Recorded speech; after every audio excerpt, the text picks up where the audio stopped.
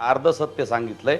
मनोज दादाला काही कळत नाही कायद्यातला असं त्यांनी म्हणू नये, कारण मनोज दादाला सगळा अभ्यास आहे।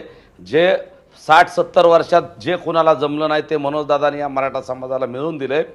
आणि त्यांच्या एक मनाचा मोठेपणा, सगळे अभ्यासक तिथं आले होते, हायकोर्टाचे वकील आले होते आणि त्यामुळं त्यांना मान दिला पाहिजे आणि या कायद्यात कुठलीही या जी आरमध्ये त्रुटी राहिली नाही पाहिजे यासाठी योगेश असतील किंवा बाकीचे सगळे असतील त्या सगळ्यांना दादा दाखवत होते, हायकोर्टाच्या वकिलांनाही सांगत होते आणि सगळ्याच्या 2-3 वेळा त्या दुरुस्त्यासुद्धा सुचवल्या, शब्द कोणता टाकायचा कोणता काढायचा।